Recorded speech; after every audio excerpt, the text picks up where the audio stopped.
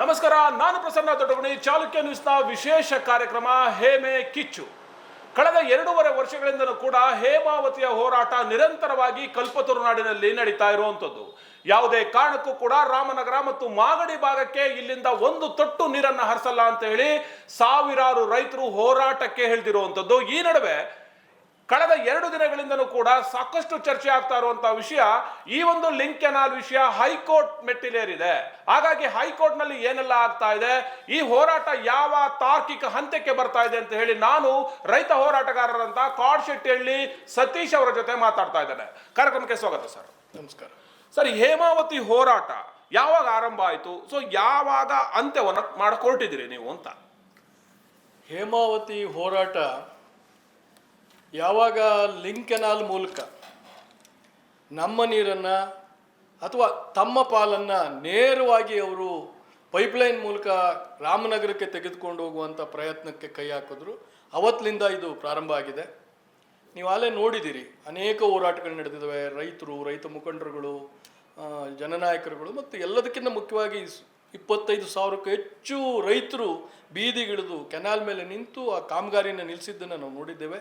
ಈಗ ಅದು ನ್ಯಾಯಾಲಯದಲ್ಲೂ ಸಹ ಒಂದು ಹೋರಾಟವನ್ನು ನಾವು ಮುಂದುವರಿಸಿದ್ದೇವೆ. ಯಾವುದೇ ಕಾರಣಕ್ಕೂ ನ್ಯಾಯ ಸಿಗೋ ತನಕ ಈ ಹೋರಾಟ ನಿಲ್ಲೋದಿಲ್ಲ. ಅಲ್ಲ, ಹೇಮಾವತಿ ಈಗ 24 TMC ನೀರು 2001ರಲ್ಲಿ ಬಹುತೇಕ ನಮ್ಮ ಜಿಲ್ಲೆಗೆ ಬಂದಂಥದ್ದು, ತಾಲೂಕಿಗೆ ಬಂದದ್ದು. ಅಲ್ಲಿಂದ ಇಲ್ದನೇ ಇರುವಂಥದ್ದು ಯಾಕೆ ಈಗ ಲಿಂಕ್ ಕೆನಾಲ್ ಮೂಲಕ ರಾಮನಗರ ಭಾಗಕ್ಕೆ ಹರಿಸ್ಕೋಬೇಕು ಅಂತ ಹರ್ಸೋಕೆ ಹೊರಡಿಸಿದೆ ಈ ಸರ್ಕಾರ ಅಂತ? ನೋಡಿ, 24 TMC ನಾವು ಮಾತಾಡ್ತೀವಿ. 24 TMC ಬರೀ ತುಮಕೂರು ಜಿಲ್ಲೆಗೆ ಮಾತ್ರ ಅಲ್ಲ, ಮಂಡ್ಯ ಜಿಲ್ಲೆಯ ನಾಗಮಂಗಲಕ್ಕೂ ಅದರಲ್ಲಿ 7ರಿಂದ 8 TMC ನೀರು ಹೋಗ್ತದೆ. ನಮಗೆ ಕೇವಲ ಇನ್ನು 17ರಿಂದ 18 TMC ಮಾತ್ರ ತುಮಕೂರು ಜಿಲ್ಲೆಗೆ ಅಲಾಟ್ ಆಗಿರುವಂಥದ್ದು. ಹಾಗಾಗಿ ಇದರ ನಡುವೆ ಇನ್ನೂ ಒಂದಿದೆ. ನೀವು ಏನು ನಮ್ಮ ಕೆನಾಲ್ ಲೆಕ್ಕದಲ್ಲಿ ಬರುತ್ತೆ, ಚನ್ನರಾಯಪಟ್ಟಣ ಭಾಗಕ್ಕೂ ಇದರಲ್ಲೇ ನೀರು ಹೋಗುತ್ತೆ. ಲೆಕ್ಕ ತುಮಕೂರು ಜಿಲ್ಲೆ ಅಂತ ಹೇಳ್ತಾರೆ, ನಾಗಮಂಗಲಕ್ಕೆ ಹೋಗುತ್ತೆ.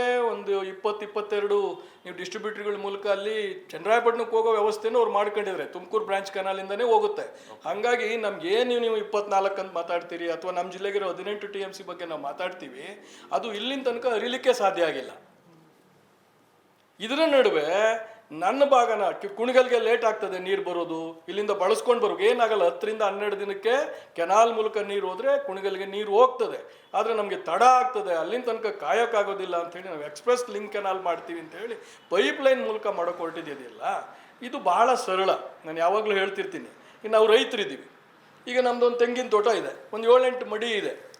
ನಾವೇನು ಮಾಡ್ತೀವಿ, ಒಂದು ಪೈಪ್ಲೈನ್ ಮಾಡಿದಾಗ ಎಲ್ಲ ಮಡಿಗಳಿಗೂ ಒಂದೊಂದು ಕ್ಯಾಪ್ ಬಿಚ್ಚಿ ನೀರಾಯಿಸೋ ವ್ಯವಸ್ಥೆನ ಮಾಡ್ತೀವಿ ಪೈಪ್ಲೈನಲ್ಲಿ. ಈಗ ನಾವು ಈ ಕೊನೆಗೆ ನೀರು ಹೋಗ್ಬೇಕು, ಕೊನೆ ಮಡಿಲಿ ನೀರು ಹೋಗ್ಬೇಕು ಅಂದ್ರೆ ಇವೆಲ್ಲ ಕ್ಯಾಪ್ ಹಾಕಿರ್ಬೇಕು. ಖಂಡಿತ ಹೌದು. ನಾವು ಇಲ್ಲಿ ಮಧ್ಯದಲ್ಲಿ ಯಾವ್ದಾದ್ರು ಒಂದು ಕ್ಯಾಪ್ ಕಿತ್ಬಿಟ್ರೆ ನೀರು ಮುಂದಕ್ಕೆ ಹೋಗೋದೇ ಇಲ್ಲ. ಈಗ ನೀವು ಇಲ್ಲಿ ಕ್ಯಾಪ್ ಕೀಳೋ ಕೆಲಸ ಮಾಡ್ತಿದ್ರಿ, ಇಲ್ಲಿ ಮೇಲೆ ಡೈವರ್ಷನ್ ಮಾಡಕ್ಕೆ ಹೊರಟಿದ್ದೀರಿ. ನಿಮ್ಮ ನೀರು ನೀವು ತಗೋತಿ ಅಂತ ಹೇಳ್ತೀರಿ, ಅವು ಮುಂದಕ್ಕೆ ನೀರೇ ಹೋಗೋದಿಲ್ಲ. ಯಾಕಂದರೆ ನೀವು ವಿನ್ಯಾಸ ಮಾಡುವ ಸಂದರ್ಭದೊಳಗಡೆ, ಮೂಲ ಯೋಜನೆ ನೀವು ಮಾಡೋ ಸಂದರ್ಭದಲ್ಲೇ ನೀವು ಕುಣಿಗಲ್ಗೆ ಸಪ್ರೇಟ್ ಎಕ್ಸ್ಪ್ರೆಸ್ ಕೆನಾಲ್ನ ಪ್ಲ್ಯಾನ್ ಮಾಡಿದರೆ ಈ ಸಮಸ್ಯೆ ಉದ್ಭವ ಆಗ್ತಿರ್ಲಿಲ್ಲ. ಯಾಕೆಂದರೆ ವಿನ್ಯಾಸ ಮಾಡಬೇಕಾದ್ರೇ ಕುಣಿಗಲ್ಗೆ ಎಷ್ಟು ನೀರು 388 ಕ್ಯೂಸೆಕ್ಸ್ ಅಂತ ಅವ್ರು ಏನು ಹೇಳ್ತಾರೆ ಅಷ್ಟು ನೀರು ಹೋಗಿ ನಮ್ಮ ಗುಬ್ಬಿ, ತುಮಕೂರು ಗ್ರಾಮಾಂತರ, ತುಮಕೂರು ನಗರ ಏನು ಹೋಗಬೇಕು, ಇವ್ರಿಗೆ ಎಷ್ಟೆಷ್ಟು ನೀರು ಹೋಗಬೇಕು ಅನ್ನೋದು ವಿನ್ಯಾಸ ಆಗಿರೋದು ಕೆನಾಲ್. ಹಾಗಿಲ್ಲ, ನೀವು ಗುಬ್ಬಿಯಿಂದ ತುಮಕೂರು ಗ್ರಾಮಾಂತರ, ತುಮಕೂರು ನಗರ, ಕುಣಿಗಲ್ಗೆ ಹೋಗೋಕೆ ವಿನ್ಯಾಸ ಮಾಡಿದ್ದೀರಿ. ಈಗ ದಿಢೀರಂತ ಮಧ್ಯದಲ್ಲಿ ಒಂದು ಕ್ಯಾಪ್ ಕೇಳೋದಾದ್ರೆ ಏನಾಗ್ತದೆ? ಸಹಜವಾಗಿದೆ. ಎಂಥ ಸಾಮಾನ್ಯ ರೈತರಿಗೆ ನಾನು ದಿನ ಬೆಳಗ್ಗೆ ಎದ್ರೆ ಮಾಡೋ ಕೆಲಸ ಅರ್ಥ ಆಗ್ತದೆ. ಸಂಪೂರ್ಣ ಈ ಭಾಗದ ಸುಮಾರು ಒಂದು 100 ಕಿಲೋಮೀಟರ್ ವ್ಯಾಪ್ತಿಯಲ್ಲಿರುವಂಥ ಎಲ್ಲ ರೈತರಿಗೆ ತೊಂದರೆ ಆಗ್ತದೆ. ಏನೆಲ್ಲ ಸಮಸ್ಯೆಗಳಾಗ್ಬೋದು? ಈಗ ಲಿಂಕ್ ಕೆನಾಲ್ ನಾವು ಮಾಡ್ತೇವೆ, ಯಾಕಂದ್ರೆ ಮುಖ್ಯಮಂತ್ರಿ ನಾನೇ ಇರುವಂಥದ್ದು. ನಾನು ಮಾಡ್ತೇನೆ ಅಂತ ಹೊರಟಾಗ ತುಮಕೂರು ಜಿಲ್ಲೆಗೆ ಎಷ್ಟೆಲ್ಲ ಸಮಸ್ಯೆಗಳು ಕ್ರಿಯೇಟ್ ಆಗುತ್ತೆ ಅಂತ ನೋಡ್ರಿ. ತುಮಕೂರು ಜಿಲ್ಲೆಯ ಇಡೀ ಮನುಷ್ಯ ಬದುಕು ಮತ್ತು ಜೀವಜಂತುಗಳ ಬದುಕಿನ ಮೇಲೆ ಪರಿಣಾಮ ಆಗುತ್ತಿದ್ದು. ನಾವು ಭಾಳ ಗಂಭೀರವಾಗಿ ಯಾರೋ ರೈತರು, ಯಾರೋ ಒಂದು ವರ್ಷ ಹೋರಾಟಗಾರರು ಬದುಕಿನ ಮೇಲೆ ಆಗಲ್ಲ, ಇಡೀ ಸಾಮಾಜಿಕ ವ್ಯವಸ್ಥೆ ಮೇಲೆ ಆಗ್ತದೆ, ಆರ್ಥಿಕ ವ್ಯವಸ್ಥೆ ಮೇಲೆ ಆಗ್ತದೆ, ಸಾಂಸ್ಕೃತಿಕ ವ್ಯವಸ್ಥೆ ಮೇಲೆ ಆಗ್ತದೆ. ನೀವು 1905ನೇ ಇಸ್ವಿನಲ್ಲಿ ಬ್ರಿಟಿಷ್ ಕಾಲದಲ್ಲಿ ಒಂದು ಅಧ್ಯಯನ ಆಗಿದೆ. ಅವತ್ತು ತುಮಕೂರು ಜಿಲ್ಲೆ ಅತ್ಯಂತ ಹಿಂದುಳಿದ ಬರಪೀಡಿತ ಪ್ರದೇಶ. 61ರಲ್ಲಿ ಸೆನ್ಸಸ್ ಆಗಿದೆ, ಅವತ್ತು ನಿಮ್ಮದು ಬರಪೀಡಿತ ಪ್ರದೇಶ. ನಂಜುಂಡಪ್ಪ ವರದಿಲಿ ನಿಮ್ಮದು ಬರಪೀಡಿತ ಪ್ರದೇಶ, ಹಿಂದುಳಿದ ಜಿಲ್ಲೆ. ಮುಂದೆ ನೀವು ಇಷ್ಟೆಲ್ಲ ಹಿಂದುಳಿದುವಂಥ ಒಂದು ಜಿಲ್ಲೆ ಒಳಗಡೆ ನೀವು ಈಗ ಹೇಮಾವತಿ ಬಂದಂಥ ಸಂದರ್ಭದೊಳಗಡೆ ಒಂದು ಸ್ವಲ್ಪ ಕಳೆದ ಒಂದು 15-20 ವರ್ಷದಿಂದ ಏನು ಒಂದಷ್ಟು 10 ನಿಮಿಷನೋ 7 TMCನೋ 8 TMCನೋ ಒಂದೊಂದು ಮಳೆ ಆದಾಗ ಒಂದಷ್ಟು ಏನು ಬಂತು, ಆ ನೀರನ್ನು ನಾವು ಕೆರೆಗಳಿಗೆ ಹರಿಸ್ಕೊಳೋದ್ರ ಮೂಲಕ ಒಂದಷ್ಟು ಅಂತರ್ಜಲನ ವೃದ್ಧಿ ಮಾಡಿಕೊಂಡು ನಾವು ಇವತ್ತು ಅಡಿಕೆ ತೆಂಗಂತ ಬೆಳೆಗಳನ್ನು ವಾಣಿಜ್ಯ ಬೆಳೆಗಳಿಗೆ ಬದಲಾಗಿ ನಮ್ಮೊಂದು ಸ್ವಲ್ಪ ಆರ್ಥಿಕ ಸ್ಥಿತಿ ಬದಲಾಗಿದೆ. ಒಬ್ಬ ಮನುಷ್ಯನ ಆರ್ಥಿಕ ಸ್ಥಿತಿ ಬದಲಾದ ತಕ್ಷಣ ಅದು ಸಾಮಾಜಿಕ ಪರಿಸ್ಥಿತಿ ಬದಲಾಗ್ತದೆ, ಶೈಕ್ಷಣಿಕ ಪರಿಸ್ಥಿತಿ ಬದಲಾಗ್ತದೆ. ಅದರಿಂದ ಮೂಲವೇ ಆರ್ಥಿಕ ಪರಿಸ್ಥಿತಿ. ನೀವು ವಾಪಸ್ ಇದೇನಾರ ಕೆನಾಲ್ ಮಾಡೋಕೆ ಎಕ್ಸ್ಪ್ರೆಸ್ ಕೆನಾಲ್ ಮಾಡೋದ್ರ ಮೂಲಕ ನೀರಿಲ್ದಂಗಾದ್ರೆ ನಾವು ಏನು 1905ನೇ ಇಸ್ವಿಲಿ ಇದ್ವಲ್ಲ ಆ ಪರಿಸ್ಥಿತಿಗೆ ಹೋಗ್ತೀವಿ. ತಿರ್ಗಾ ರಾಗಿ ಬೆಳೆಯೋಕ್ಕೆ ಸ್ಥಿತಿಗೆ ಹೊರಟೋಗ್ಬಿಡ್ತೀವಿ ನಾವು. ಬಹಳ ದೊಡ್ಡ ಪರಿಣಾಮ ಆಗ್ತದೆ. ಈಗ ಎಚ್ಚೆತ್ಕೊಂಡಲ್ಲೇ ಹೋದರೆ ಏನಿವತ್ತು ನಾವು ಬದುಕು ಕಟ್ಕೊಂಡಿದ್ದೀವಿ, ಮುಂದಿನ ತಲೆಮಾರು ನೀರಿಲ್ಲದೆ ಹಾಹಾಕಾರಕ್ಕೆ ಒಳಗಾಗ್ತದೆ. ಇಷ್ಟು ವರ್ಷಗಳಲ್ಲಿ ನಾವು ನೋಡ್ತಾ ಹೋದ್ರೆ 24 TMC, ನಾನು ಹೇಳೋಂಗೆ ನೀವು ಹೇಳೋಂಗೆ 18 TMC. JC ಮಾಧುಸ್ವಾಮಿ ಅವರು ಸಣ್ಣ ನೀರಾವರಿ ಸಚಿವರಾಗಿದ್ದಾಗ ಒಂದಷ್ಟು ನೀರು ಬಂದಿರೋದು ಬಿಟ್ರೆ ಬೇರೆ ಯಾವುದೇ ಕಾಲದಲ್ಲೂ ನೀರು ಬಂದಿಲ್ಲ, ಹೌದಲ್ವಾ? ಸೊ ಆಗ ಹೇಗೆ ಬಂತು, ಈಗ ಯಾಕೆ ಬರ್ತಾ ಇಲ್ಲ ಅಂತ. ಅಲ್ಲ, ನಾನು ಹೇಳಿದ್ನಲ್ಲ, ಮೂಲ ಯೋಜನೆ ಒಳಗಡೆನೆ ಸಮಸ್ಯೆ ಇದೆ. ನೀವು ಚಂದ್ರಪಟ್ಟಣಕ್ಕೆ ಒಂದಷ್ಟು ನೀರು ತಗೊಂಡಿದ್ದೀರಿ, ಅವತ್ತು ಯಾರು ಎಚ್ಚೆತ್ಕೊಂಡು ನೋಡಿಲ್ಲ. ಆಮೇಲೆ ಈಗ ನೀವು ನಾಗಮಂಗ್ಲಕ್ಕೆ ಪ್ರಾಜೆಕ್ಟಲ್ಲಿ ಹೋಗುತ್ತೆ. ನಮ್ಮಲ್ಲಿ ನೀರು ಹರಿಯೋ ಸಂದರ್ಭದೊಳಗಡೆ ನಿಮ್ಗೆ ಹಿಂದೆ ಎಲ್ಲ ಗೊತ್ತು, ನಮ್ಗೆಲ್ಲರಿಗೂ ಚೆನ್ನಾಗಿ ಗೊತ್ತಿದೆ. ನೀರು ಬಿಟ್ಟ ತಕ್ಷಣ ಆ ಬಾಗೂರು ನವಿಲೆ ಹಿಂದ್ಗಡೆಯಿಂದ ಒಂದು ಇದನ್ನ ಎಂಬ್ಯಾಕ್ಮೆಂಟ್ ಹೊಡೆದಾಕ್ತಿದ್ರು. ಹೌದು, ಹೊಡೆದಾಕಿ ಅಲ್ಲಿ ನೀರು ಒಂದು ತಿಂಗಳು ಅದು ರಿಪೇರಿಗೆ ಹೋಗ್ಬಿಡೋದು ನಮಗೆ, ನಮ್ಮ ಕಾಲಾವಧಿ ಒಳಗಡೆ. ಅದನ್ನ ಹಾಸನದ ರಾಜಕಾರಣ ಪ್ರತಿ ಸಲ ಹೊಡೆದಾಗ್ತಿತ್ತು, ಎಲ್ಲರಿಗೂ ರಾಜಕೀಯ ಅಂತಾನೆ ಏನದು ಎಲ್ಲ ನಾವೆಲ್ಲ ಮಾತಾಡ್ತಿದ್ವಿ. ಹಾಸನದ ರಾಜಕಾರಣ ಈ ವಿಷಯದಲ್ಲಿ ಕೆಲಸ ಮಾಡ್ತಿದೆ ಅಂತ ಹೇಳಿ ನಾವು ಹೊಡೆದಾಕಿಸ್ತಾರೆ, ನಮಗೆ ನೀರು ಬರ್ತಾ ಇಲ್ಲ ಅಂತ. ಅದನ್ನ ಸರಿ ಮಾಡೋಕೆ ಒಂದು ತಿಂಗಳಾಗ್ಬಿಡೋದು, ಅಷ್ಟರಲ್ಲಿ ನೀರು ನಿಂತು ಹೋಗ್ತಿತ್ತು. ಮಾಧುಸ್ವಾಮಿ ಅವರು, ನೀವು ಹೇಳಿದಾಗ ಮಾಧುಸ್ವಾಮಿ ಸಚಿವರಾದ್ಮೇಲೆ ನಾವು ಅದನ್ನ ತುಂಬಾ ಸೋಷಿಯಲ್ ಮೀಡಿಯಾದಲ್ಲಿ ವೈರಲ್ ಆಗಿರೋದು ನೋಡಿದ್ವಿ. ಅವರು ಶಾಸನಸಭೆ ಒಳಗಡೆ ನಮ್ಗೇನಾದ್ರು ಬೇರೆ ವ್ಯವಸ್ಥೆ ಮಾಡಿದ್ರೆ ಹಾಸನ ಒಂದು ರಾಜ್ಯ ಮಾಡಿಕೊಟ್ಬಿಡಿ ಸರ್ ಅವ್ರಿಗೆ, ನಾವು ಇವ್ರ ಜೊತೆ ಬದುಕಾಗ್ತಿಲ್ಲ, ನಮ್ಗೆ ನೀರು ಹರಿತಾ ಇಲ್ಲ, ನಾವು ಒಳ್ಳೆ ಇವ್ರ ಹತ್ರ ಬೇಡ ಪರಿಸ್ಥಿತಿ ಬಂದಿದೆ ಅಂತ ಹೇಳಿ ಬಹಳ ದೊಡ್ಡ ಧ್ವನಿ ಮಾಡಿದ್ ನೋಡಿದ್ರೆ, ಅವರಿಗೆ ಅಧಿಕಾರ ಬಂದಂತ ಸಂದರ್ಭದೊಳಗಡೆ ಆ ಥರದ್ದು ಯಾವುದೇ ಒಂದು ಪ್ರಯತ್ನ ಆಗ್ದಂಗೆ ನೋಡ್ಕೊಂಡಿದ್ರಿಂದ, ಹಾಸನದ ಜಿಲ್ಲಾ ಉಸ್ತುವಾರಿ ಸಚಿವರು ಅವರಾಗಿದ್ರು, ಎರಡೂ ಕಡೆ ಅವರು ಇದ್ದಿದ್ರಿಂದ ಅದು ನೀರು ಯಾವುದೇ ತೊಂದರೆ ಆಗ್ದಂಗೆ ಹರಿವು ಆಗೋಂಗೆ ನೋಡ್ಕೊಂಡಿದ್ರಿಂದ ನಾವೊಂದಷ್ಟು ನೀರುಗಳನ್ನ ಬಹುತೇಕ ಎಲ್ಲ ಕೆರೆಗಳು ಅವ್ರ ಪೀರಿಯಡಲ್ಲೇ ನಾವೆಲ್ಲ ರೈತರಾಗಿ ಅನುಭವಿಸಿದ್ವಿ. ಪ್ರತಿ ಸರಿ ನೀರು ಬಿಟ್ಟಾಗ ನಾವೆಲ್ಲ ಹೋಗಿ ತೂಬುಗಳ ಹತ್ರ ನಿಂತ್ಕೋಬೇಕು, ಹೋರಾಟ ಮಾಡಬೇಕು, ನಮ್ಮನ್ನ ಜನನಾಯಕರು ಶಾಸಕರುಗಳು ಬಂದು ನಮಗೆ ಸಹಾಯ ಮಾಡಬೇಕು, ತೂಬೆತ್ತಬೇಕು, ಈ ಥರದ್ದೊಂದು ಪ್ರಯತ್ನ ಆಗ್ತಿತ್ತು. ಬಟ್ ಅವರ ಕೇಸ್ಗಳು ಆಗ್ತಿತ್ತು. ಬಟ್ ಅವರ ಆಡಳಿತ ಸಂದರ್ಭದಲ್ಲಿ ಅದು ಆಗ್ಲಿಲ್ಲ. ಅದು ಒಂದು ಆಡಳಿತದ ಬಿಗಿ ಅದಕ್ಕೆ ಕಾರಣ ಅಂತ ಅನ್ಸುತ್ತೆ. ಸೊ 2 ವರ್ಷದಿಂದ ಸತತವಾಗಿ ಹೋರಾಟ ನಡೀತಾ ಇದೆ. ಶಾಸಕರುಗಳು ಬರೆದ MP ಕೃಷ್ಣಪ್ಪ ಅವರು ಹೋರಾಟದಲ್ಲಿ ಇಳಿದಿದ್ರು, ಸುರೇಶ್ ಗೌಡರು ಹೋರಾಡಿದ್ರು, ಜ್ಯೋತಿ ಗಣೇಶ್ ಇದ್ರು. ಸೊ ಗುಬ್ಬಿ ತಾಲೂಕಿನ ಸಾಕಷ್ಟು ಜನ ಮುಖಂಡರು ಹೋರಾಟಗಳಿದ್ರು. ಬಟ್ ಏನ್ ಸಾರ್ಥಕ ಆಯ್ತು ಅಂತ, ನಿಮ್ ಇಷ್ಟೆಲ್ಲ ಹೋರಾಟಗಳು ಏನ್ ಸಾರ್ಥಕ ಆಯ್ತು ಅಂತ ನೋಡಿ. ಯಾವುದೇ ಹೋರಾಟ ನಾವು ಹೋರಾಟ ಶುರು ಮಾಡಿದ ತಕ್ಷಣ ಅದು ದೊಡ್ಡ ಲೆವೆಲ್ಗೆ ಹೋಗ್ಬಿಡೋದಿಲ್ಲ, ಎಲ್ಲರಿಗೂ ಅರಿವಾಗೋದಿಲ್ಲ. ನೀವು ಸ್ವಾತಂತ್ರ್ಯ ಚಳವಳಿಯನ್ನೇ ನೀವು ಗಮನದಲ್ಲಿ ಇಟ್ಕೊಂಡು ನೋಡ್ಕೊಳ್ಳಿ. ಅವರೊಂದು 3 ಲಕ್ಷ ಜನ ನಮ್ಮ ದೇಶ, 300 ಜನ ನಮ್ಮ ದೇಶಕ್ಕೆ ಬಂದಿದ್ದು ಹೊರದೇಶದಿಂದ, 800-600 ಚಿಲ್ಲರೆ ಇದರಲ್ಲಿ. ಬಟ್ ಅವ್ರನ್ನ ಈಚೆ ಕಳ್ಸಕ್ಕೆ ನಮ್ಗೆ 200 ವರ್ಷ ಬೇಕಾಗ್ಬಿಡ್ತು. ಅದು ಜನಕ್ಕೆ ಅದರಿಂದ ಆಗುವಗಳ ಬಗ್ಗೆ ಅರಿವು ಮೂಡಿಸ್ತಾ ಅದು ದೊಡ್ಡ ಮಟ್ಟಕ್ಕೆ ಹೋಗಿ ಅದೊಂದು ನಿಜವಾದ ಹೋರಾಟ ಆಗಬೇಕು ಅಂದಾಗ ಸಮಯ ತೆಗೆದುಕೊಳ್ಳುತ್ತೆ. ಹಾಗೇನೆ ಈ ವಿಷಯದಲ್ಲಿ ನೀವು ಕಳೆದ 2 ವರ್ಷದಿಂದ ಏನೆಲ್ಲ ನೀವು ನಾಯಕರುಗಳ ಹೆಸರು ಹೇಳಿದ್ರಿ, ಎಲ್ಲರೂ ಜನಪರವಾಗಿ ಹೋರಾಟವನ್ನ ಮಾಡ್ತಾ ಬಂದಿದ್ದಾರೆ. ಅದು ಮೊನ್ನೆ ಏನು ಕಾಮಗಾರಿ ನಿಲ್ಲಿಸಿದಂತ ಒಂದು 25,000 ಜನ ಏನು ಬಂದು ನಿಂತರು, ಅವತ್ತು ಅದು ಒಂದು ಉನ್ನತ ಉತ್ತುಂಗ ಸ್ಥಿತಿ ಹೋಗಿದೆ, ಎಲ್ಲರಿಗೂ ಅರಿವು ಬಂದಿದೆ. ರಾಷ್ಟ್ರೀಯ ಮಟ್ಟದಲ್ಲಿ ಒಂದು ಸುದ್ದಿ ಆದಂತ ಹೋರಾಟ ಅಂದ್ರೆ ಜನ ಮನಸ್ಸು ಮಾಡಿದ್ರೆ ಏನೆಲ್ಲ ಸಾಧ್ಯ ಅನ್ನೋದನ್ನ ಅವತ್ತು ಅವ್ರು ತೋರಿಸ್ಕೊಟ್ಟಿದ್ದಾರೆ. FIR ಹಾಕ್ಸಿದ್ರೆ ಸ್ವಾಮೀಜಿಗಳ ಮೇಲೂ FIR ಹಾಕೋದು ಸರ್ಕಾರ. ಅವಾಗ ಕೇವಲ ಒಬ್ರು ಜಲಸಂಪನ್ಮೂಲ ಸಚಿವರಾಗಿದ್ದ DK ಶಿವಕುಮಾರ್ ಅವರು FIR ಹಾಕಿಸ್ತಾರೆ ಅಂದ್ರೆ ಈಗ ಮುಖ್ಯಮಂತ್ರಿಗಳು ನಿಮ್ಮ ಹೋರಾಟಕ್ಕೆ ಬಿಡ್ತಾರಾ ಅಂತ ಒಂದು ಪ್ರಶ್ನೆ ಜಿಲ್ಲೆಯಲ್ಲಿ ಕಾಡ್ತಾ ಇರುವಂತದ್ದು ಇದು. ಸರ್, ಯಾವುದೇ ಹೋರಾಟ ಮಾಡುವಂಥ ಸಂದರ್ಭದೊಳಗಡೆ ಹೋರಾಟಗಾರರ ಮೇಲೆ ಆಳುವ ಪ್ರಭುತ್ವ, ಆಳುವ ಸರ್ಕಾರಗಳು ಅದನ್ನು ತಡೆಯೋದಕ್ಕೆ, ಅದನ್ನು ಬೆದರಿಸೋದಕ್ಕೆ ಒಂದು ಸರ್ಕಾರವಾಗಿ ಅವ್ರ ಜವಾಬ್ದಾರಿ ನಿರ್ವಹಿಸೋ ಸಂದರ್ಭದೊಳಗಡೆ ಈ ಥರ ಕೇಸ್ಗಳು ಹಾಕೋದು ಇವೆಲ್ಲ ಇರ್ತದೆ. ಯಾವುದೇ ಹೋರಾಟ ಅಂತ ಅದಕ್ಕೆ ತಾನೇನೋದು ಒಂದು ಪ್ರತಿರೋಧವನ್ನು ಒಡ್ಡೋದಿರುತ್ತಲ್ಲ, ಅದು ಪ್ರಭುತ್ವದ ವಿರುದ್ಧ ಹೋರಾಟ ಮಾಡೋ ಸಂದರ್ಭದಲ್ಲಿ ಇವೆಲ್ಲ ಸಹಜವಾಗಿರುತ್ತೆ. ಇದನ್ನು ಮೆಟ್ಟು ನಿಂತು ಹೋರಾಟ ಮಾಡಬೇಕಾಗುತ್ತೆ. ಎಲ್ಲ ಹೋರಾಟಗಳು ಹಾಗೆ. ಯಾರು ಹಂಗಾರೆ ಒಂದು ಸರ್ಕಾರವಾಗಿ ನಾನು ಹೋರಾಟ ಮಾಡ್ಕೊಂತ ಯಾರು ಬಿಡ್ತಾರೆ? ಸಾಧ್ಯನೇ ಇಲ್ಲ. ಕಳೆದ MP ಚುನಾವಣೆ, ಈ MP ಚುನಾವಣೆ ಅಲ್ಲ, ಕಳೆದ MP ಚುನಾವಣೆಯಲ್ಲಿ ಇದೇ ಮಾಧುಸ್ವಾಮಿಯವರು ಬಸವರಾಜ್ ಅವರು ಚುನಾವಣೆ ನಿಂತ ಸಂದರ್ಭದಲ್ಲಿ ಆ ಟೈಮಲ್ಲೇ ಹೇಳಿದ್ರು, ನೀವೇನಾದ್ರೂ ಸೋತ್ಬಿಟ್ರೆ ಅಥವಾ ಬಸವರಾಜ್ ಅವ್ರನ್ನೇನಾದ್ರು ಸೋಲಿಸ್ಬಿಟ್ರೆ ಹೇಮಾವತಿ ಲಿಂಕ್ ಏನಾಲ್ ಆಗತ್ತೆ ಅನ್ನುವ ಮಾತುಗಳನ್ನು ಅವತ್ತೇ ನಿಟ್ಟೂರಲ್ಲಿ ಒಂದು ವೇದಿಕೆಯಲ್ಲಿ ಮಾತಾಡಿದ್ರು. ಸೊ ಅದು ನಿಂತೋಗಿತ್ತು. ಯಾರ ಕಾಲದಲ್ಲಿ ಯಡಿಯೂರಪ್ಪ ಅವ್ರಿಗೆ ಬಂದ್ರು, ಮಾಧುಸ್ವಾಮಿ ಅವ್ರು ಬಂದ್ರು, ಸ್ಟಾಪ್ ಆಯ್ತು.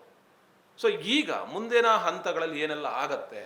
ನೀವು ಒಂದು ಒಳ್ಳೆಯ ಪ್ರಶ್ನೆನ ಕೇಳಿದ್ರಿ. ನಿಜ, ಮಾಧುಸ್ವಾಮಿ ಅವರಿಗೆ ಇಡೀ ನೀರಿನ ಅರಿವನ್ನು ಬದಲಾವಣೆ ಮಾಡಿದ್ರೆ, ದಿಕ್ಕು ಬದಲಾಯಿಸೋದ್ರಿಂದ, ಎಕ್ಸ್ಪ್ರೆಸ್ ಲಿಂಕಿಂಗ್ ಕೆನಾಲ್ ಮಾಡೋದ್ರಿಂದ ಏನೆಲ್ಲ ಪರಿಣಾಮ ಈ ಜಿಲ್ಲೆಯ ನೀರಾವರಿ ಮೇಲಾಗ್ತದೆ, ತನ್ಮೂಲಕ ಬದುಕಿನ ಮೇಲಾಗುತ್ತೆ ಅನ್ನೋ ಸ್ಪಷ್ಟವಾದ ಅರಿವಿತ್ತು. ಅದು ಬರೀ ಅದು ಒಂದು ರಾಜಕಾರಣದ ಚುನಾವಣೆಯ ಗೆಲುವಿಗೋಸ್ಕರ ಮಾಡಿದಂಥ ಮಾತುಗಳಲ್ಲ. ಆ ಕಾರಣಕ್ಕೆ ಅವರಿಗೆ ಅಧಿಕಾರ ಸಿಕ್ತಂಥ ಸಂದರ್ಭದಲ್ಲಿ ಇಂದಿನ ಒಂದು ಸರ್ಕಾರ ಏನು ಅವಾಗ ಕುಮಾರಸ್ವಾಮಿ ಅವರು ಮತ್ತು ಇವರು ಅಲಯನ್ಸ್ ಗೌರ್ಮೆಂಟ್ ಇತ್ತು, ಕಾಂಗ್ರೆಸ್ನ ಅಲಯನ್ಸ್ ಗೌರ್ಮೆಂಟ್ ಇದ್ದಾಗ ಏನು ಎಕ್ಸ್ಪ್ರೆಸ್ ಕೆನಾಲ್ ಮಾಡಿದ್ರು, ಅದಕ್ಕೆ ಅವರು ತಡೆ ಒಡ್ಡೋದ್ರ ಮೂಲಕ, ಬರೀ ತಡೆ ಒಡ್ಡು ನಿಲ್ಲಿಸ್ತಿಲ್ಲ, ಅದನ್ನು ನಿಲ್ಲಿಸೋದ್ರ ಮೂಲಕ ಎಕ್ಸ್ಪ್ರೆಸ್ ಕೆನಾಲ್ನ ಅನಿವಾರ್ಯತೆ ಏನು, ಅದಕ್ಕೆ ಸರಿಪಡಿಸೋದು ಹೇಗೆ ಅಂತ ಅಧ್ಯಯನ ಮಾಡಿಸಿ, ಏನಿವು ಒಬ್ಬ ಅವತ್ತು ಅದಕ್ಕೆ ಎಕ್ಸ್ಪರ್ಟ್ಸ್ ಇದ್ರು, ಚೀಫ್ ಇಂಜಿನಿಯರ್ಸ್ ಇದ್ರು, ಅವ್ರ ಮೂಲಕ ಅದನ್ನು ಅಧ್ಯಯನ ಮಾಡಿಸಿ ಆದರೆ ಭಾಳ ಸ್ಪಷ್ಟವಾಗಿ ಕೆನಾಲ್ ಮೂಲಕ ನೀರು ಹೋದರೆ ಕುಣಿಗಲ್ಗೆ ಹೋಗಕ್ಕೆ ಏನೆಲ್ಲ ಸಮಸ್ಯೆಗಳಿದ್ದಾವೆ, ಅದನ್ನು ಪರಿಹಾರ ಮಾಡಿದ್ರೆ ಎಕ್ಸ್ಪ್ರೆಸ್ ಕೆನಾಲಿನ ಅವಶ್ಯಕತೆ ಇಲ್ಲ. ಯಾಕೆಂದರೆ ಕುಣಿಗಲ್ನವ್ರ ದೂರ ಏನು, ನಮಗೆ ನೀರು ಬರ್ತಾ ಇಲ್ಲ, ನಮಗೇನು ಬರಬೇಕು ಅಂತ. ಅದಕ್ಕೆ ಅವರು ಅಧ್ಯಯನ ಮಾಡಿಸಿ ಈಗಿರುವ ಕೆನಾಲನ್ನು ಆಧುನೀಕರಣ ಮಾಡೋದ್ರ ಮೂಲಕ ಇರುವ ಸಮಸ್ಯೆಗಳನ್ನು ಪರಿಹಾರ ಮಾಡಿ ಮುಕ್ತವಾಗಿ ಕುಣಿಗಲ್ಗೆ ನೀರು ವ್ಯವಸ್ಥೆ ಮಾಡಿ. ನಾನು DPRನ ನೋಡಿದ್ದೀನಿ, ಅದನ್ನು ಮಾಡಿರೋದು. ಅದರಲ್ಲಿ ಅವ್ರು ಹೇಳ್ತಾರೆ, ಐಡೆಂಟಿಫೈ ಮಾಡಿದ್ದಾರೆ 12 ಬೇರೆ ಬೇರೆ ಜಾಗದಲ್ಲಿ, ಕೆಲವು ಕಡೆ ಬ್ರಿಡ್ಜ್ ಒಂದು ಸ್ವಲ್ಪ ಚಿಕ್ಕದಾಗಿದೆ, ಇನ್ನೆಲ್ಲ ಒಂದು ಸ್ವಲ್ಪ ಕರ್ವ್ ಇದಾಗಿದೆ, ಆ ಥರ ಒಂದು 12 ಸಮಸ್ಯೆಗಳನ್ನು ಐಡೆಂಟಿಫೈ ಮಾಡ್ತಾರೆ. ಈ ಆಧುನೀಕರಣ ಮಾಡೋದ್ರ ಮೂಲಕ ಅವೆಲ್ಲ ಸಮಸ್ಯೆಗಳನ್ನು ಪರಿಹಾರ ಮಾಡಿ ಕಳೆದ 3 ವರ್ಷದಲ್ಲಿ ಅವ್ರಿಗೆ ಏನು ನೀರು ಹರಿಬೇಕೋ ಬಹುತೇಕ ನೀರು, ಒಂದು ಸತಿ ಅಂತೂ ಮಳೆ ಜಾಸ್ತಿ ಆದಾಗ ಹೆಚ್ಚು 1 TMC ನೀರೇ ಅವ್ರಿಗೆ ಹೋಗಿದೆ. ಯಾಕೆ ಸಮಸ್ಯೆನ ಅವರು ಅದನ್ನು ಪರಿಹಾರ ಮಾಡುವ ಕೆಲಸವನ್ನು ತನಗೆ ಅಧಿಕಾರ ಸಿಕ್ಕಿದಾಗ, ಅದು ನಾನು ಹೇಳಿದ್ದು ರಾಜಕಾರಣ ಅಲ್ಲ, ನೈಜ ಸ್ಥಿತಿ, ಅದು ಸರಿಪಡಿಸುವ ಜವಾಬ್ದಾರಿ ನಂದಿದೆ ಅಂತೇಳಿ ಸರಿಪಡಿಸುವ ಕೆಲಸವನ್ನು ಅವ್ರು ಮಾಡಿದ್ದಾರೆ. ಇತ್ತೀಚೆಗೆ ಶಾಸಕ ಶ್ರೀನಿವಾಸ್ ಅವರು ಒಂದು ಬಾಂಬ್ ಅನ್ನು ಸಿಡಿಸ್ತಾ ಇದ್ದಾರೆ. ಇದು ನಾನು ಕೂಡ ಕ್ಯಾಬಿನೆಟ್ನಲ್ಲಿದ್ದೆ, ಕುಮಾರಸ್ವಾಮಿ ಅವರು ಮಾಡಿದಂಥ ಕೂಸು ಇದು, ನಾವು ಮಾಡಿದಂಥ ಕೂಸಲ್ಲ. ಆದರೆ ಕುಮಾರಸ್ವಾಮಿ ಅವರು ಮಾಡಿದಂಥ ಕೂಸನ್ನ ಶಿವಕುಮಾರ್ ಅವರು ನಡೆಸ್ಕೊಂಡು ಹೋಗ್ತಿದ್ದಾರೆ, ಬಟ್ ನಾನು ವಿರೋಧ ಇದೆ ಅಂತ. ಸೊ ರಾಜಕೀಯವಾಗಿ ಗುಬ್ಬಿ ಶ್ರೀನಿವಾಸ್ ಅವರು ಏನು ಮಾಡ್ಬೇಕು, ಇಂಥ ಸಂದರ್ಭದಲ್ಲಿ ಏನು ಮಾಡಬೇಕಾಗುತ್ತೆ ಅಂತ? ನಾನು ಒಬ್ಬ ಜನಪ್ರತಿನಿಧಿ ಇದ್ದೀನಿ. ಇದರಲ್ಲಿ ಬರೀ ಗೌರವಾನ್ವಿತ ಶಾಸಕರಾದಂಥ ಶ್ರೀನಿವಾಸ್ ಅವರು ಮಾತ್ರ ಅಲ್ಲ, ಗೌರವಾನ್ವಿತ ಲೋಕಸಭಾ ಸದಸ್ಯರಾದಂಥ ಸೋಮಣ್ಣನವರು ಇದರಲ್ಲಿ ಮುಂದಾಗಬೇಕಾಗ್ತದೆ. ಈ ಹೋರಾಟದಲ್ಲಿ ಅವರು ಮುಂದೆ ಬಂದು ನಿಲ್ಲಬೇಕಾಗ್ತದೆ. ಅವರಿಬ್ಬರದ್ದು ಒಂದು ಮಾತೇನು, ನಾವಿಬ್ಬರು ಆಡಳಿತದಲ್ಲಿದ್ದೇವೆ, ನಾವು ಅಧಿಕಾರದಲ್ಲಿದ್ದೇವೆ, ಹಾಗಾಗಿ ನಾವು ಬಂದು ಹೋರಾಟಕ್ಕೆ ನಿಲ್ಲಕ್ಕಾಗಲ್ಲ, ನಮ್ಮ ಬೆಂಬಲ ಇದೆ. ಅವ್ರು ಯಾರು ನಾವು ವಿರೋಧ ಇದೆ ಅಂತ ಹೇಳೋದಿಲ್ಲ, ಲಿಂಕ್ ಕೆನಾಲ್ಗೆ ವಿರೋಧ ಇದೆ ಅಂತ ಅವ್ರು ಏನು ಹೇಳೋದಿಲ್ಲ. ನಮ್ಮ ಸಂಪೂರ್ಣವಾದ ಬೆಂಬಲ ಇದೆ, ಲಿಂಕ್ ಎಲ್ಲ ಮಾಡೋದಕ್ಕೆ ವಿರೋಧ ಇದೆ ಅಂತಕ್ಕಂಥ ಮಾತನ್ನು ಇಬ್ಬರು ಹೇಳ್ತಾರೆ. ನಾನು ಒಬ್ಬ ಜನಪ್ರತಿನಿಧಿ ಆಗಿದ್ದವನು. ನಾನು ಹೇಳ್ತೀನಿ, ಜನಪ್ರತಿನಿಧಿಗಳು ಅಂತಂದ್ರೆ ಏನು, ನಾವು ಜನರನ್ನು ಪ್ರತಿನಿಧಿಸೋರು. ನಮ್ಮದೇ ಆದ ವೈಯಕ್ತಿಕ ಅಭಿಪ್ರಾಯಗಳು ನಮಗಿರೋದಿಲ್ಲ. ಯಾಕೆಂದರೆ ನಾವು ಪ್ರತಿನಿಧಿಸುವ ವೇದಿಕೆಗಳಲ್ಲಿ, ಅಂದರೆ ನನ್ನ ಹಂತದ ಸರ್ಕಾರ, ನಾನು ಗ್ರಾಮ ಪಂಚಾಯತಿ ಸದಸ್ಯನಿದ್ದೆ, ನನ್ನ ಪಂಚಾಯತಿ ವ್ಯಾಪ್ತಿಯ ಏನು ಜವಾಬ್ದಾರಿಗಳಿದ್ದಾವೆ ಅದನ್ನೆಲ್ಲ ನಿರ್ವಹಣೆ ಮಾಡಲಿಕ್ಕೆ ನಾವೆಲ್ಲ ಬಂದಲ್ಲಿ ಕೂರಕ್ಕೆ ಹೋಗೋದಿಲ್ಲ ಅಂಥೇಳಿ ನನ್ನನ್ನು ಮತದಾನ ಮಾಡೋದ್ರ ಮೂಲಕ ಆಯ್ಕೆ ಮಾಡಿ ಕಳಿಸ್ತಾರೆ. ಅಂದರೆ ನಾನು ಜನರ ಪ್ರತಿನಿಧಿಯಾಗಿ, ಜನರ ಧ್ವನಿಯಾಗಿ ಹೋಗ್ತೀನಿ. ನನ್ನ ಕೆಲಸ ಜನ ಏನು ನನಗೆ ಅಭಿಪ್ರಾಯನ ಕೊಡ್ತಾರೆ, ಜನಾಭಿಪ್ರಾಯ ಏನು ಬರುತ್ತೆ ಅದನ್ನು ನನಗಿರುವ ವೇದಿಕೆ ಒಳಗಡೆ ಪ್ರತಿಧ್ವನಿಸೋದು. You have to represent whatever people present to me. ಜನ ನನಗೇನು ಪ್ರೆಸೆಂಟ್ ಮಾಡ್ತಾರೆ, ಹ್ಯಾವ್ ಟು ರೀಪ್ರೆಸೆಂಟ್, ಅದಕ್ಕೆ ಪಬ್ಲಿಕ್ ರೆಪ್ರೆಸೆಂಟೇಟಿವ್ ಅನ್ನೋದು. ಹಾಗಾಗಿ ನಮ್ಗಳ ಜವಾಬ್ದಾರಿ ಇದೆ. ಯಾರು ಜನಪ್ರತಿನಿಧಿಗಳಿದ್ದೀರಿ, ನೀವು ನಾಮಿನೇಟ್ ಆದವರಲ್ಲ, ನೀವಿಬ್ರು ಸರ್ಕಾರ ನಾಮಿನೇಟ್ ಮಾಡಿದರೆ ಸರ್ಕಾರ ನನಗೊಂದು ಅಧಿಕಾರ ಕೊಟ್ಟಿದೆ, ಆ ಸರ್ಕಾರದ ವಿರುದ್ಧ ನಾನು ಮಾತಾಡೋಕ್ಕಾಗೋದಿಲ್ಲ, ನಾನು ಜನದ ಜೊತೆ ನಿಲ್ಲಕ್ಕಾಗೋದಿಲ್ಲ ಅಂತ ಹೇಳಿದ್ರೆ ನಿಜವಾಗ್ಲೂ ಅರ್ಥ ಇದೆ. ಆದರೆ ನಿಮಗೆ ಕೊಟ್ಟಿರುವಂಥ ಈ ಶಾಸಕ ಸ್ಥಾನ ಇರ್ಬೋದು, ಸಂಸದ ಸ್ಥಾನ ಇರ್ಬೋದು, ಜನ ಕೊಟ್ಟಿರೋದು. ಅದರಿಂದ ನಮ್ಮ ಜವಾಬ್ದಾರಿ ಇದೆ. ಜನಪ್ರತಿನಿಧಿಗಳಾದವರು ಯಾರೇ ಇರಲಿ, ಯಾವುದೇ ವಿಷಯದಲ್ಲಿರಲಿ, ಇವರಿಬ್ಬರು ಅಂತಲ್ಲ, ಜನಪ್ರತಿನಿಧಿಗಳಾದವರು ಯಾವತ್ತೂ ಜನರ ಧ್ವನಿಯಾಗಿರಬೇಕೆ ಹೊರತು ಸರ್ಕಾರನ ಪ್ರತಿನಿಧಿಸಬಾರ್ದು. ನೀವು ಸರ್ಕಾರದಲ್ಲಿ ಜನರ ಪ್ರತಿನಿಧಿಯಾಗಿ ಸರ್ಕಾರದಲ್ಲಿ ಭಾಗ ಆಗ್ತೀರಿ, ಅದರಿಂದ ನೀವು ಜನರ ಜೊತೆ ನಿಲ್ಲಬೇಕು. ಅಲ್ಲ, ಇವರಿಬ್ಬರೇ ಅಲ್ಲ, ಈಗ ಜನರಲ್ ಇವರಿಬ್ಬರೇ ಹೇಳ್ತಿಲ್ಲ, ಯಾವುದೇ ಜನಪ್ರತಿನಿಧಿ. ನಾನು ಹೇಳೋದೇನು ಗೊತ್ತಾ, ಶ್ರೀನಿವಾಸ್ ಅವರು ಸೋಮಣ್ಣವ್ರು ಮಾತ್ರ ಅಲ್ಲ, ನಮ್ಮ DCM ಅವರು ಕೂಡ ಉಸ್ತುವಾರಿ ಇರುವಂಥವ್ರು, ಇವರೇ ಮುಂದೆ ಬರ್ತಾ ಇರುವಂಥದ್ದು. ಬೇಗ ಜಾಗ ಕ್ಲಿಯರ್ ಮಾಡಿ, ನೋಟಿಸ್ ಕೊಡಿ, ನೀರು ಹೋಗೋದಕ್ಕೆ ಅವಕಾಶ ಮಾಡಿಕೊಡಿ ಅಂತೇಳಿ ಜಿಲ್ಲಾಧಿಕಾರಿಗಳಿಗೆ ಹೇಳಿರುವಂಥ ಮಾತುಗಳು, ಅವರೇ ಹೇಳ್ಕೊಂಡಿರುವಂಥ ಮಾತುಗಳು, ಇದೆಷ್ಟು ಸರಿ ಆಗುತ್ತೆ ಅಂತ. ಅಲ್ಲ, ಅದೇನೆ ತಿರುಗಿ ಅದು ಅವ್ರಿಗೂ ಅಪ್ಲೈ ಆಗ್ತದೆ. ಈ ಜಿಲ್ಲೆ ಒಳಗಡೆ ಅವರು ತಮ್ಮ ರಾಜಕಾರಣ ಮಾಡಿದ್ದೀರಿ, ಈ ಜಿಲ್ಲೆ ಜನ ನಿಮಗೆ ಸಾರ್ವಜನಿಕವಾಗಿ ಬೆಳೆಸಿದ್ದಾರೆ. ಜನರ ಬೆಂಬಲದೊಂದಿಗೆ ಇವತ್ತು ನೀವು ಉಪಮುಖ್ಯಮಂತ್ರಿಗಳಾಗಿದ್ದೀರಿ. ಉಪಮುಖ್ಯಮಂತ್ರಿಗಳು ಕೊರಟಗೆರೆ ಜನ ನಿಮಗೆ ಬೆಂಬಲಿಸಿ ಚುನಾವಣೆಯಲ್ಲಿ ಗೆಲ್ಲಿಸ್ತಿದ್ರೆ ನೀವು ಉಪಮುಖ್ಯಮಂತ್ರಿ ಆಗ್ಲಿಕ್ಕೆ ಸಾಧ್ಯನೇ ಇಲ್ಲ. ಇದು ನಿಮ್ಗೆ ಅನುಭವನೂ ಆಗಿದೆ. ಹಿಂದೆ ಒಂದ್ಸತಿ ನೀವು ಮುಖ್ಯಮಂತ್ರಿ ಆಗುವ ಎಲ್ಲ ಅವಕಾಶ ಇದ್ದಾಗ ಕೊರಟಗೆರೆ ಜನ ನಿಮ್ಮನ್ನು ಕೈ ಬಿಟ್ರು ಅನ್ನೋ ಕಾರಣಕ್ಕೆ ನಿಮ್ಗೆ ಒಂದು ದೊಡ್ಡ ಸ್ಥಾನ ಹೋಯ್ತು. ಅಲ್ಲಿಗೆ ಜನರೇ ದೊಡ್ಡವರು, ಜನರ ತೀರ್ಮಾನವೇ ಬಹಳ ಮುಖ್ಯ. ಅದರಿಂದ ನೀವು ಜನಪರ್ವ ನಿಲ್ಲಬೇಕು. ಲಿಂಕ್ ಕೆನಾಲಿನ ಪ್ರಭಾವ ನಿಮ್ಮ ಕೊರಟಗೆರೆ ಜನರಿಗೆ ಕುಡಿಯೋ ನೀರಿನ ಮೇಲೂ ಆಗ್ತದೆ. ನಿಮ್ಮ ಕೊರಟಗೆರೆ ಜನರ ಕುಡಿಯೋ ನೀರಿನ ನಿರ್ಭರ ಆಗಿರೋದು ಇಲ್ಲಿ ನಮ್ಮ ಹೇಮಾವತಿ ನೀರಿನ ಮೇಲೇನೆ. ನಮ್ಗೆ ಎತ್ತಿನೊಳೆ ಬರುತ್ತೆ ಅಂತ ನಮ್ಗೆ ಆ ಭಾಗದಲ್ಲಿ ಎತ್ತಿನೊಳೆ ಬರ್ತಾ ಇದೆ, ನಮಗೆ ನೇಮಾವತಿ ಅವಶ್ಯಕತೆ ಇಲ್ಲ ಅನ್ನೋ ಒಂದು ಮನಸ್ಥಿತಿ ಇರ್ಬೋದಾ ಅಂತ. ಇಲ್ಲ, ಅವ್ರಿಗೂ ಒಂದು ಸರ್ಕಾರದ ಭಾಗವಾಗಿದ್ದಾರೆ, ಸರ್ಕಾರದ ಪರವಾಗಿ ಸರ್ಕಾರದ ಧ್ವನಿಯಾಗಿ ಮಾತಾಡಬೇಕು ಅಂತ ಹೇಳ್ತಾರೆ. ನಾನು ಅವ್ರನ್ನ ರಿಕ್ವೆಸ್ಟ್ ಮಾಡ್ತೀನಿ, ಇಲ್ಲ ನೀವು ಜನರ ಧ್ವನಿ ಆಗಬೇಕು, ಜನನೇ ಮುಖ್ಯ. ಜನರ ಧ್ವನಿ ಆದಾಗ ಮಾತ್ರ ನೀವು ಸರ್ಕಾರದ ಭಾಗ ಆಗ್ಲಿಕ್ಕೆ ಸಾಧ್ಯ ಆಗ್ತದೆ. ಅದರಿಂದ ನೀವು ಜನಪರವಾಗೇ ಇರಬೇಕು ಅನ್ನೋದು ನನ್ನ ಒಂದು ಸೊ ಬಹುತೇಕ ಏನು ಪೂರ್ವಭಾವಿ ಸಭೆಗಳು ನಡೀತಾ ಇದ್ದಂತ ಸಂದರ್ಭದಲ್ಲಿ ನಮ್ಮ ಪ್ರಶ್ನೆ ಒಂದು, ಸುಮ್ಮನೆ ನೀವು ಇಲ್ಲಿ ಮಾಧ್ಯಮಗಳ ಮುಂದೆ ಮಾತಾಡ್ತಾ ಇದ್ದಾರೆ ಬಿಟ್ರೆ ಯಾರು ಕೂಡ ಕಾನೂನುಬದ್ಧವಾಗಿ ಹೋರಾಟ ಮಾಡ್ತಾ ಇಲ್ಲ ಅನ್ನೋದೇ ನೇರ ಪ್ರಶ್ನೆ. ಇದುವರೆಗೂ ಯಾರು ಕೂಡ ಸರಿಯಾದ ಉತ್ತರನೇ ಕೊಡ್ತಾ ಇರಲಿಲ್ಲ. ಬಟ್ ನಿನ್ನೆ ಮೊನ್ನೆಯಿಂದ ಒಂದು ಹೊಸ ವಿಷಯ ಬರ್ತಾ ಇರೋದು, ಒಂದು ಸಂತೋಷಕರವಾದ ವಿಷಯ ಇರ್ಬೋದು, ಅಥವಾ ಅದು ಮುಂದೆ ಏನಾಗುತ್ತೋ ಗೊತ್ತಿಲ್ಲ. ಸೊ ಏನ್ ನಡೀತಾ ಇದೆ ಈಗ ಕೋರ್ಟಲ್ಲಿ? ನಾನು ಯಾರ ಹತ್ರ ಮಾತಾಡಿದಂತ ಸರಿ ಸುಮಾರು 2 ಗಂಟೆಗಳ ಕಾಲ ಅದ್ರ ಕತೆ ಒಂದು ಮಾತುಕತೆ ಆಯ್ತು, ಚರ್ಚೆ ಆಯ್ತು ಅನ್ನುವ ಮಾತುಗಳು ಕೇಳ್ತಿದೆ. ನಿಮಗೆ ಏನಿದೆ ಅದ್ರ ಬಗ್ಗೆ ಮಾಹಿತಿ? ನೋಡಿ, ನೀವು ಕಾನೂನಿನ ವಿಷಯವನ್ನ ಹೋರಾಟ ಸಮಿತಿ ಯಾವತ್ತು ಹೋರಾಟಗಳನ್ನು ನಾವು ಪ್ರಾರಂಭ ಮಾಡಿದ್ವಿ ಅವತ್ತಿಂದನೂ ಎಲ್ಲರೂ ಸೇರಿ ಅದೊಂದು ಕಾನೂನಿನ ಹೋರಾಟ ಮಾಡಬೇಕು ಅಂತ ಹೇಳಿ ಕಾನೂನಿನ ವಿಷಯವನ್ನು ನೋಡ್ಕೊಳ್ಳೋದಕ್ಕೆ ಒಂದು ಉಪಸಮಿತಿ ಥರ ಮಾಡಿ ನಮ್ಗಳಿಗೆಲ್ಲ ಒಂದು ಜವಾಬ್ದಾರಿಯನ್ನು ಕೊಟ್ಟಿತ್ತು. ದಿಲೀಪ್ ಅವರು ಅದರ ನೇತೃತ್ವವನ್ನು ವಹಿಸಿದ್ರು. ಅದಕ್ಕೆ ಸಂಪೂರ್ಣವಾಗಿ ಕಾನೂನಿನ ವಿಷಯದೊಳಗಡೆ 1 ವರ್ಷದ ತಯಾರಿ ಇದು ಹೋರಾಟಕ್ಕೆ. ಯಾಕೆಂದ್ರೆ ಇದು ಬಹಳ ಒಂದು ದೊಡ್ಡ ಹೋರಾಟ, ಒಂದು ಸರ್ಕಾರದ ವಿರುದ್ಧದ ಹೋರಾಟ. ಹಾಗಾಗಿ ಒಂದು ಪೂರ್ವ ದೊಡ್ಡ ತಯಾರಿಯನ್ನು ನಾವು ಮಾಡಬೇಕಾಗಿತ್ತು. ಅದೇನು ಹೇಳ್ತಾರೆ, ಕರಾರು ಒಕ್ಕಾದ ಅಂಕಿಅಂಶಗಳನ್ನ ಇಟ್ಕೊಂಡು ನಾವು ನ್ಯಾಯಾಲಯದ ಮುಂದೆ ಹೋಗ್ಬೇಕಾಗ್ತದೆ. ಹಾಗಾಗಿ ಒಂದು ತಯಾರಿಯನ್ನು ನಾವು ಮಾಡಿದ್ವಿ.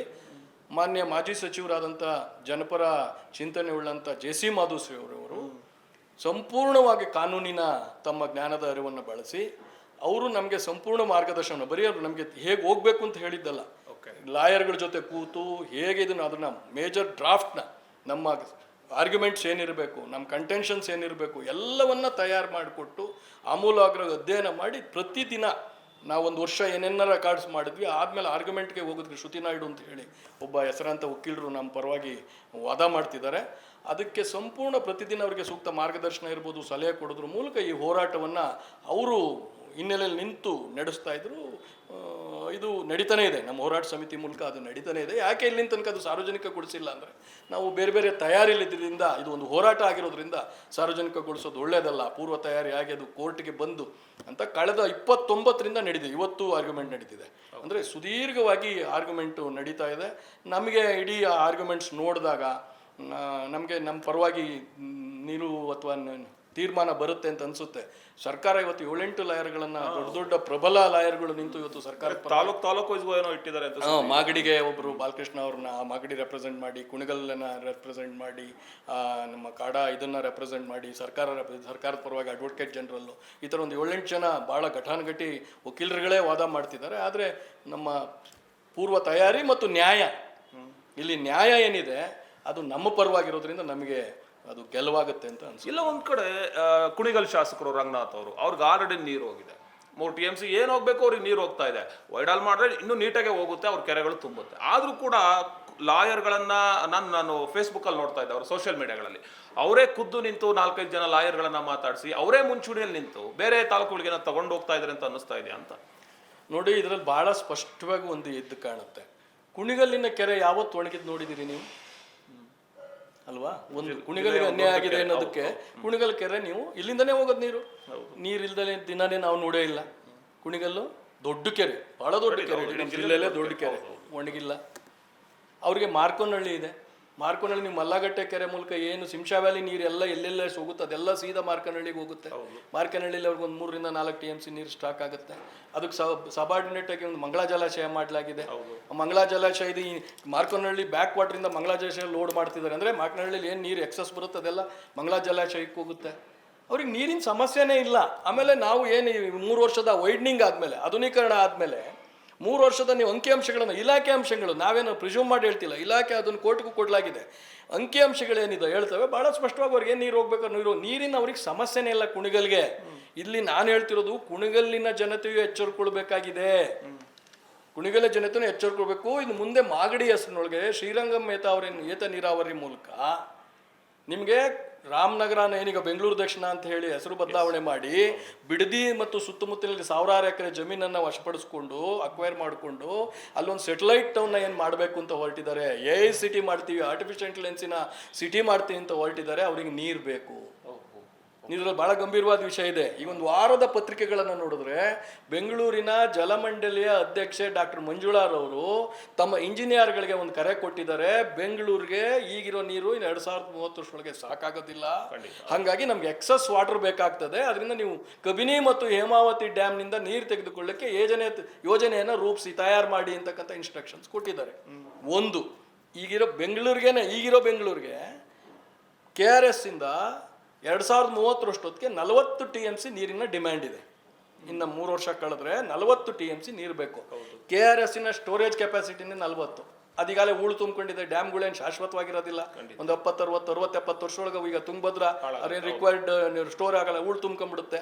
ಹಾಗಾಗಿ KRS ಅಷ್ಟು ನೀರು ಬೆಂಗಳೂರಿಗೆ ಬಿಟ್ಟರು ಆಮೇಲೆ ಬೆಂಗಳೂರಿಗೆ ಬಿಡಕ್ಕಾಗಲ್ಲ, ಯಾಕಂದ್ರೆ ಮಂಡ್ಯ ಅದ್ರ ಮೇಲೆ ನಿರ್ಭರ ಆಗ್ಬಿಟ್ಟಿದೆ. ಅವ್ರ ಜನ ಸುಮ್ಮನಿರೋದಿಲ್ಲ. ಹಾಗಾಗಿ ಒನ್ಲಿ ಆಲ್ಟರ್ನೇಟಿವ್ ಈಸ್ ಅವ್ರಿಗೆ ಹೇಮಾವತಿ. ನಿಮಗೆ ಈ ತಮಿಳ್ನಾಡಿನ ನೀರು ಬಿಡಬೇಕು ಅಂದ್ರೆ ಯಾರ್ದು ಬಿಡ್ತಾರೆ? ನಮ್ಮ ನೀರೇ ಬಿಡ್ತಾರೆ. ಕಾವೇರಿ ವಾಟರ್ ಡಿಸ್ಚಾರ್ಜ್ ಮಾಡಲ್ಲ, ನಮ್ಮ ನೀರನ್ನೇ ಬಿಟ್ಕೊಂಡು ಈಚೆ ಬಿಡ್ತಾರೆ. ಹಾಗಾಗಿ ಈಗ ಏನಾದ್ರು ನಾವು ಸುಮ್ಮನೆ ಕೂತ್ರೆ ಇದು ಕುಣಿಗಲ್ನವ್ರಿಗೂ ಅನ್ಯಾಯ ಆಗ್ತದೆ. ಕುಣಿಗಲ್ನವ್ರಿಗೂ ಅದು ಹೊಸ ಸೆಟಲೈಟ್ ಸಿಟಿ ಏನು ಮಾಡಕ್ಕೆ ಹೊರಟಿದ್ದಾರೆ, ಅಲ್ಲಿಗೆ ಹೋಗ್ತದೆ. ಹೊಸ ಒಂದು ನಗರ ಕಟ್ಟೋದಕ್ಕೆ ಈ ಹೇಮಾವತಿ ನೀರನ್ನ ತೆಗೆದುಕೊಂಡು ಹೋಗುವ ಎಲ್ಲ ಇದಿದೆ. ಅದರಲ್ಲೂ ಅವರು AICT ಬಗ್ಗೆ ಮಾತಾಡ್ತಾರೆ. ಆರ್ಟಿಫಿಷಿಯಲ್ ಇಂಟೆಲಿಜೆನ್ಸ್ಗೆ ನಾನೊಬ್ಬ ಕಂಪ್ಯೂಟರ್ ಇಂಜಿನಿಯರ್ ಆಗಿರೋದ್ರಿಂದ ಹೇಳ್ತೀನಿ, ಆರ್ಟಿಫಿಷಿಯಲ್ ಇಂಟೆಲಿಜೆನ್ಸ್ನ ಡಾಟಾ ಸೆಂಟರ್ಗಳು ನಡೆಸೋಕ್ಕೆ ಮೇಜರ್ ಆಗಬೇಕಾಗಿರೋದು ಅದು ಭಾಳ ಹೀಟ್ ಆಗ್ತದೆ. ಡಾಟಾ ಹೆವಿ ಸರ್ವರ್ಸ್ಗಳು ಮೇಜರ್ ಆಗಿ ನೀರು ಬೇಕು, ತುಂಬ ನೀರು ಬೇಕು. ಆರ್ಟಿಫಿಷಿಯಲ್ ಇಂಟೆಲಿಜೆನ್ಸ್ನ ಪ್ರಕೃತಿ ಮೇಲೆ what is the impact on environment ಅಂದರೆ ಡಿಮ್ಯಾಂಡ್ ಆಫ್ ವಾಟರ್, ಕೂಲಾಗಿ ಇಟ್ಕೊಳ್ಳೋದಕ್ಕೆ. ಹಾಗಾಗಿ ಭಾಳ ದೊಡ್ಡ ಹೊಡೆತ ಇನ್ ಫ್ಯೂಚರಲ್ಲಿ ಆಗ್ತದೆ. ಇಡೀ ನಮ್ಮ ಬದುಕು ಹಾಳಾಗೋಗ್ತದೆ. ಈಗ ಇವ್ರಿಗೆ ತುಮಕೂರಿನಿಂದ ಬಿಡದಿ ಬೆಳೆಸೋಕೆ ಹೊರಟಿದ್ದೀರಾ ನೀವು ಒಟ್ಟಿನಲ್ಲಿ?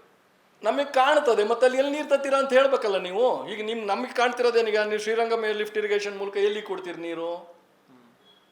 ಏನಕ್ಕೆ ನೀವು ಅಲ್ಲಿ ಮಧ್ಯದಲ್ಲಿ ಇದಕ್ಕಿಂತ ಮಜಾ ನೀವು ಪ್ರಸನ್ನ ಅವರೇ, ನಿಮ್ಮ ಮಧ್ಯದಲ್ಲಿ ಈಗ ಏನು ನೀವು ಕುಣಿಗಲ್ಗೆ ಟೈಲ್ಯಾಂಡ್ ಇತ್ತಲ್ಲ, ಟೈಲ್ಯಾಂಡಿಗೆ ನೀರೇ ಹೋಗಿಲ್ಲ. ಯಾಕೆಂದ್ರೆ 35 ಕಿಲೋಮೀಟರ್ ವರ್ಕೇ ಆಗಿಲ್ಲ, ಕೆಲಸ ಆಗಿಲ್ಲ. ನೀವು 3 TMC ನೀರು 2.25-3 TMC ನೀರು ಡ್ರಾ ಮಾಡಿದ್ರೆ ಎಲ್ಲಿಗೆ ಹೋಯ್ತು ಹಂಗಾರೆ ನೀರದು? ಇವಕ್ಕೆಲ್ಲ ಉತ್ತರ ಹೇಳ್ಬೇಕಲ್ಲ. ನೀವು ಟೈಲ್ಯಾಂಡಿಗೆ ನೀರೇ ಹೋಗಿಲ್ಲ, ನೀರು ಬರ್ತಾ ಇಲ್ಲ ಅಂತ ಹೆಂಗೆ ಹೇಳ್ತೀರಿ ನೀವು?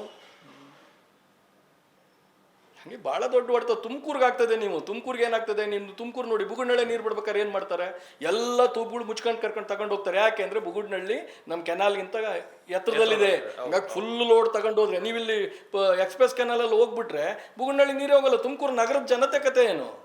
ತುಮಕೂರು ನಗರದ ಜನತೆ ಎಚ್ಚೆತ್ಕೋಬೇಕೀಗ.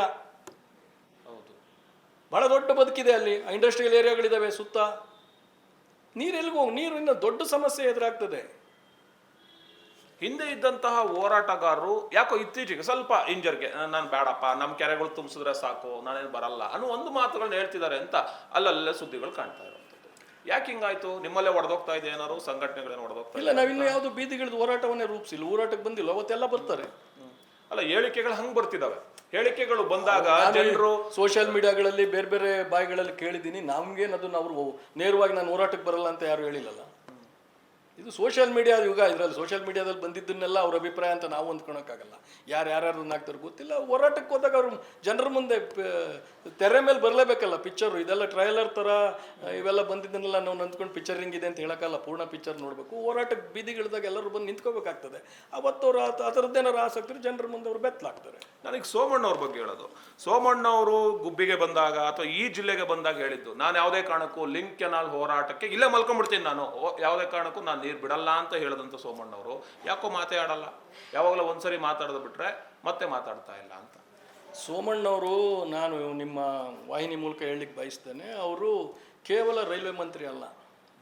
ರೈಲ್ವೆ ಮಂತ್ರಿಯಾಗಿ ಒಂದಷ್ಟು ಕೆಲಸ ಮಾಡ್ತಿದ್ದೀರಿ, ಬಟ್ ಜಲಶಕ್ತಿ ಸಚಿವರು. ಈಗ ಭಾರತ ಸರ್ಕಾರ, ಅವ್ರ ಮಾತುಗಳಲ್ಲಿ ಹೇಳೋದಾದ್ರೆ ಅವರು ಭಾರತ ಸರ್ಕಾರದ ಮಂತ್ರಿ. ಭಾರತ ಸರ್ಕಾರದ ಇಡೀ ಭಾರತ, ಅದರಲ್ಲಿ ತುಮಕೂರು, ಅವರು ಪ್ರತಿನಿಧಿಸುವ ತುಮಕೂರು ಸೇರಿದೆ. ಇಲ್ಲಿಯ ನೀರಾವರಿ ಸಮಸ್ಯೆ ಬಗ್ಗೆನೂ ಅವ್ರು ಮಾತಾಡಬೇಕಾಗ್ತದೆ. ದಯಮಾಡಿ ಮಾತಾಡ್ಬೇಕು. ನಾನು ಅವಾಗಲೇ ಹೇಳ್ದಂಗೆ ಯು ಆರ್ ರೆಪ್ರೆಸೆಂಟ್. ನೀವು ಭಾರತ ಸರ್ಕಾರ ಮಂತ್ರಿ ಆಗಿದ್ರೆ, ಇವತ್ತು ರೈಲ್ವೆ ಮಂತ್ರಿಯಾಗಿ ಏನಾದ್ರು ಕೆಲಸ ಮಾಡ್ತಿದ್ದೀನಿ ಅಂತ ನೀವು ಹೇಳ್ಕೊತಿರಲ್ಲ, ಅದು ಮಾಡೋಕ್ಕೆ ಸಾಧ್ಯ ಆಗಿದ್ದು ತುಮಕೂರು ಜನತೆಯ ಮತದಾನದ ಅವರ ಬೆಂಬಲದ ಮೂಲಕ. ಹಾಗಾಗಿ ಆ ಋಣ ತೀರ್ಸೋ ಕೆಲಸನ ಅವ್ರು ಮಾಡಬೇಕು. ಅಲ್ಲ, ಈಗ NDA ಅವರು ಕೂಡ ವಿರೋಧ ಇರೋದು, ಅವರು NDA ಗೆದ್ದಿರುವಂಥದ್ದು. ಕಾಂಗ್ರೆಸ್ ಶಾಸಕರ ಬಗ್ಗೆ ನಾವು ಮಾತಾಡೋಕ್ಕಾಗಲ್ಲ. ಅವ್ರದ್ದೊಂದು ಪಕ್ಷ ಇದೆ, ಅವ್ರಿಗೊಂದು ಬೈಂಡಿಂಗ್ ಇದೆ, ಮುಖ್ಯಮಂತ್ರಿ ಅವರೇ, ಉಪಮುಖ್ಯಮಂತ್ರಿ ಅವರೇ. BJP ಅವರು JDS ಅವ್ರು ಯಾಕೆ ಹಿಂದೇಟ್ ಹಾಕ್ಬೇಕು ಅಂತ ನಾನು ಹೇಳೋದು. ಹೋರಾಟ ಮಾಡ್ಬೇಕಲ್ಲ ಇಂಥ ಟೈಮಲ್ಲಿ. ವಿರೋಧ ಮುಂಚೂಣಿಯಲ್ಲಿ ನಿಂತಿರೋದೆಲ್ಲ ಆ ನಾಯಕರುಗಳೆಲ್ಲ ಯಾರು? ಈಗ ಸೋಮಣ್ಣವ್ರು ಯಾಕೆ ಬರ್ತಾ ಇಲ್ಲ ನಿಮ್ಮ ಪ್ರಕಾರ? ಸೋಮಣ್ಣವ್ರು BJP ಇಂದ ಗೆದ್ದಿರೋರು, NDA ಇಂದ ಗೆದ್ದಿರೋರು, ಯಾಕೆ ಅವ್ರು ನೀವು ತರ್ತಾ ಇಲ್ಲ ಮುಂದಕ್ಕೆ ಅಂತ? ಬರ್ಬೇಕು. ಯಾರನ್ನ ಯಾರು ತರ್ತಾರೆ? ನೀವು ಹೋರಾಟಗಾರರಾದವರು, ನೀವ್ ಯಾಕೆ ಅದನ್ನ ಫೋಕಸ್ ಮಾಡಲ್ಲ ಅವ್ರನ್ನ? ಫೋಕಸ್ ಮಾಡೋದು ಅಂದ್ರೆ ನಿಮ್ಮ ನಿಮ್ ಅರ್ಥದಲ್ಲಿ ಪ್ರಕಾರ ನೀವು ಅವ್ರ ಮುಂದೆ ತರಬೇಕಿತ್ತು. ಅವ್ರ ಮುಂದೆ ಬಂದಿದ್ರೆ ನೋಡಿ. ಇನ್ನೊಂದಷ್ಟು ಜನರನ್ನ ಅವ್ರು ತರುವಂತ ಕೆಲಸ ಆಗ್ತಾ ಇತ್ತು. ಈಗ ಜೆ.ಸಿ. ಮಾಧುಸ್ವಾಮಿ ಅವ್ರು ಬರ್ತಿರೋದ್ರೆ ಒಂದು ಶಕ್ತಿ. ಇವತ್ತು ಶಾಸಕ ಶ್ರೀನಿವಾಸ್ ಅವರು ಕೂಡ ಅದೇ ಹೇಳಿದ್ರು. JCM ಅವ್ರು ಏನಾದ್ರು ಹೋರಾಟ ಕೇಳಿದ್ರೆ ನಾನು ಸ್ವಾಗತಿಸ್ತೇನೆ ಅನ್ನೋ ಒಂದು ಮಾತನ್ನು ಹೇಳಿದ್ರು. ಅವ್ರ ಪಕ್ಷದಲ್ಲಿರೋರು ಆ ರೀತಿ ಮಾತಾಡ್ಬೋದು. ಸೋಮಣ್ಣ ಅವ್ರು ಯಾಕೆ ಬರ್ಬಾರ್ದು ಇಂಥ ಮಾತುಗಳನ್ನ ಸೋಮಣ್ಣ ಅವ್ರು ಬರಬೇಕು. ನನ್ಗೆ ನೇರವಾಗಿ ನಿಮ್ಮ ಮೂಲಕ ಸೋಮಣ್ಣ ಅವ್ರಿಗೆ ಒಂದು ಪ್ರಶ್ನೆ ಕೇಳಲಿಕ್ಕೆ ಬಯಸ್ತೀನಿ ನಾನು. ನೀವು ಅದನ್ನ ಕೇಳಿದ್ರಿಂದ ಜನ ನಿಮ್ಗೆ ಓಟ್ ಹಾಕಿದ್ದಾರೆ, ಜನ ನಿಮಗೆ ಶಕ್ತಿ ತುಂಬಿದ್ದಾರೆ, ನಿಮಗೆ ಜವಾಬ್ದಾರಿ ಕೊಟ್ಟಿದ್ದಾರೆ. ಓಟ್ ಹಾಕೋದ್ರಲ್ಲಿ ಶಕ್ತಿ ಕೊಟ್ಟು ನೀವು ನಾನು ಜನಪ್ರತಿನಿಧಿ ನನಗೇನು ಭಾಳ ದೊಡ್ಡ ನಾನು ಅವ್ರ ಮೇಲೆ ನನಗೆ ಬೇಕಾದಂಗೆ ಓಡಾಡು ಅಂತಲ್ಲ. ಜನರ ಅಭಿಪ್ರಾಯಗಳ ಪ್ರಕಾರ ಜನರ ಒಳಿತಿಗಾಗಿ ಕೆಲಸ ಮಾಡೋದು ಅಷ್ಟೇ. It's A responsibility, it's not A power. ನೀವು ಮೂಡ ಹೋರಾಟಕ್ಕೆ ಹೋಗಿದ್ರಲ್ಲ ಸ್ವಾಮಿ. ಹೌದು, ಭಾರತ ಸರ್ಕಾರದ ಮಂತ್ರಿಯಾಗೇ ಹೋಗಿದ್ರಿ. ಅದು ನಾನು ಒಬ್ಬ ರೈತನಾಗಿ ನಿಮ್ಮ ಮೂಲಕ ಕೇಳ್ತೀನಿ, ನೀವು ಮೂಡ ಹೋರಾಟಕ್ಕೆ ಹೋಗಿದ್ರಲ್ಲ. ಹೌದು. ಇವು ನಿಮ್ಮ ಜನತೆಯ ಹೋರಾಟಕ್ಕೆ ಯಾಕೆ ಬರಬಾರ್ದು? ಸಿದ್ದರಾಮಯ್ಯನವ್ರ ವಿರುದ್ಧನೇ ಹೋರಾಟ ಮಾಡಕ್ ಕೊಟ್ಟಿದ್ರಿ ನೀವು. ನಾನು ಕೇಳ್ತೀನಿ, ಮೂಡ ಹೋರಾಟಕ್ಕೆ ನೀವು ಹೋಗಿದ್ರಿ, ಹಂಗಾಗಿ ನಾನು ಭಾರತ ಸರ್ಕಾರದ ಮಂತ್ರಿ, ನಾನು ಹೋರಾಟಕ್ಕೆ ಬರೋಕ್ಕಾಗಲ್ಲ, ನನ್ನ ಬೆಂಬಲ ಇದೆ ಅಂತ ಹೇಳೋಕ್ಕಾಗಲ್ಲ. ನೀವು ಬಂದು ನಮ್ಮ ಜೊತೆ ನಿಲ್ಲಬೇಕು, ನಿಮ್ಮ ಜವಾಬ್ದಾರಿ ಇದೆ. ಯಾರು ಬಂದು ನಿಮ್ಮನ್ನು ಕರೆಯೋ ಅವಶ್ಯಕತೆ ಇಲ್ಲ. ಯಾಕೆಂದರೆ ಜನ 5 ವರ್ಷ ನನ್ನ ಪರವಾಗಿ ಕೆಲಸ ಮಾಡು, ನನ್ನ ಧ್ವನಿಯಾಗಿರು, ನನ್ನ ಕಷ್ಟ ಸುಖಗಳನ್ನು ಪರಿಹರಿಸು ಅಂತ ಹೇಳಿ ನಿಮ್ಗೆ ಅಧಿಕಾರ ಕೊಟ್ಬಿಟ್ರೆ ಇಟ್ಸ್ ಯುವರ್ ಡ್ಯೂಟಿ. ತಿರ್ಗಾ ನಾವ್ಯಾಕೆ ಬಂದು ನಿಮ್ಮ ಮನೆ ಹತ್ರ ಕರಿಬೇಕು? ಕೊನೆಯದಾಗಿ ಈಗ ಹೈಕೋರ್ಟ್ ಮೆಟ್ಟಿಲಂತೂ ಏರ್ಬಿಟ್ಟಿದ್ದೀರಾ. ಹೈಕೋರ್ಟ್ ಅಲ್ಲಿ ಫೇಲ್ ಆದ್ರೆ ಮುಂದೆ ಏನು? ಬೀದಿಗಿಳಿತೀರಾ, ಸುಪ್ರೀಂ ಕೋರ್ಟ್ಗೆ ಹೋಗ್ತೀರಾ, ಏನು? ನಮಗೆ ನ್ಯಾಯಾಲಯದ ಮೇಲೆ ಸಂಪೂರ್ಣವಾದ ನಂಬಿಕೆ ಇದೆ. ನಮ್ಮ ಏನು ಬೇಡಿಕೆ ಇದೆ, ನಮ್ಮ ಭಾಗದ ತುಮಕೂರು ಜಿಲ್ಲೆಯ ನಾವೆಲ್ಲ ಏನು ರೈತ ಬಾಂಧವರಿದ್ದೇವೆ, ಇಲ್ಲಿ ಬದುಕಿದೆ, ಈ ಬದುಕಿನ ಬೇಡಿಕೆ ಏನಿದೆ ನಮಗೆ ನ್ಯಾಯ ಅಂತ. ನಮ್ಮ ಬೇಡಿಕೆಯಲ್ಲಿ ಯಾವುದೇ ಅನ್ಯಾಯದ ಒಂದು ಕಲ್ಮಶವು ನಿಮಗೆ ಕಾಣೋದಿಲ್ಲ. ಉದಾಹರಣೆ ಹೇಳ್ತೀನಿ ಕೇಳಿ ನಿಮಗೆ. ನಾವು ಹೋರಾಟ ಮಾಡಿದ್ವಿ. ಹೋರಾಟ ಮಾಡಿದ ಮೇಲೆ ಏನು ಮಾಡಿದ್ರು, ಒಂದು ಟೆಕ್ನಿಕಲ್ ಕಮಿಟಿನ ನೇಮಕ ಮಾಡ್ತೀವಿ ಅಂತ ಹೇಳಿದ್ರು ಅಲ್ವಾ. ಇಲ್ಲಿ ಬಂದಾಗ ಮಾನ್ಯ ಡಿ.ಕೆ. ಶಿವಕುಮಾರ್ ಅವರೇ ಅವತ್ತು ಬಂದು ಹೇಳಿದ್ರು, ಒಂದು ಟೆಕ್ನಿಕಲ್ ಕಮಿಟಿನೂ ಮಾಡಿದ್ರು ನಿವೃತ್ತ ಚೀಫ್ ಇಂಜಿನಿಯರ್ ಅಧ್ಯಕ್ಷತೆ ಒಳಗಡೆ. ಅದಾದ್ಮೇಲೆ ಒಂದು ಪತ್ರಿಕಾಗೋಷ್ಠಿ ಮಾಡಿ ಆ ವರದಿ ಏನು ಅನ್ನೋದನ್ನು ಸನ್ಮಾನ್ಯ ಇವತ್ತಿನ ಅವರಿಗೆ ಅಡ್ವೈಸರ್ ಆದಂಥ ಜಯಪ್ರಕಾಶ್ ಅವರು, ಏನಿಂದೆ ಕೆನಾಲನ್ನು ಮಾಡಿದ್ರೆ ವೈಡ್ನಿಂಗ್ ಮಾಡಿದ್ರೆ ಲಿಂಕ್ ಕೆನಾಲ್ ಅವಶ್ಯಕತೆ ಇಲ್ಲ, ವೈಡ್ನಿಂಗ್ ಸಾಕು ಅಂತ ಹೇಳಿ ವರದಿ ಕೊಟ್ಟಿದ್ದವರು ಈ ತಿರ್ಗಾ ಲಿಂಕ್ ಕೆನಾಲ್ ಮಾಡಬೇಕು ಅಂತ ಹೇಳಿದ್ರೆ ದ್ವಂದ್ವದ ಹೇಳಿಕೆ. ಇವೆಲ್ಲದ ಕಾರಣ ಅವರಿಬ್ಬರ ಆ ಮನುಷ್ಯ ಕೊಟ್ಟಂತ ದ್ವಂದ್ವದ ಸರ್ಕಾರಕ್ಕೆ ಬೇಕಾದಂಥ ರೀತಿಯಲ್ಲಿ ಹೇಳಿಕೆಗಳನ್ನು ಅಥವಾ ಸಲಹೆ ಕೊಟ್ಟಿದ್ದ ಕಾರಣಕ್ಕೆ ಈ ಗೊಂದಲಕರವಾಗಿದೆ. ಅವ್ರ ಮಾತುಗಳಲ್ಲೇ ನಾನೊಂದು ಎಲ್ಲರಿಗೂ ಅರ್ಥ ಮಾಡಿಸ್ಲಿಕ್ಕೆ ಪ್ರಯತ್ನ ಮಾಡ್ತೀನಿ. ಅವ್ರ ಹೇಳಿಕೆ ಏನು? ಆಫ್ಟರ್ ಟೆಕ್ನಿಕಲ್ ರಿಪೋರ್ಟ್ ನೋಡಿ, ನಾವೆಲ್ಲ ಇದನ್ನು ಮಾಡಿಸಿದ್ವಿ, ಅಧ್ಯಯನ ಮಾಡಿಸಿದ್ದೀವಿ, ವರದಿ ಬಂದಿದೆ. ಅದ್ರ ಪ್ರಕಾರ ನಾವು ಯಾರಿಗೂ ತೊಂದರೆ ಆಗ್ದಂಗೆ ಏನು ನೀವು ಡಿ ರಾಂಪುರದ ಹತ್ರ, ನೀವು ಸುಂಕಾಪುರದ ಹತ್ರ ನಾವು ಪೈಪ್ಲೈನ ತೆಗೆದುಕೊಂಡು ಹೋಗ್ತೀವಿ ಎಕ್ಸ್ಪ್ರೆಸ್ ಲಿಂಕ್ ಕೆನಾಲ್ಗೆ, ಅಲ್ಲಿಗೊಂದು ಸ್ಕಾಡಾ ಗೇಟ್ ಇಡ್ತೀವಿ. ಸ್ಕಾಡಾ ಗೇಟ್ ಅಂದ್ರೇನು? Computer control. ಮನುಷ್ಯ ಎತ್ತಲ್ಲ, ಮನುಷ್ಯ ಹಿಡಿಯಲ್ಲ. ಇಷ್ಟು ಕ್ಯೂಸೆಕ್ಸ್ ನೀರು ಹೋದ್ಮೇಲೆ ಅದು ಆಟೋಮೆಟಿಕ್ಕಾಗಿ ಕ್ಲೋಸ್ ಆಗುತ್ತೆ. ಆಮೇಲೆ switch on and switch off ಮಾಡ್ತೀವಿ. ಅಂದರೆ ನೀರನ್ನ ಒಂದ್ಸತಿ ಇಲ್ಲಿಗೆ ಬಿಡ್ತೀವಿ, ಒಂದ್ಸತಿ ಅಲ್ಲಿಗೆ ಬಿಡ್ತೀವಿ.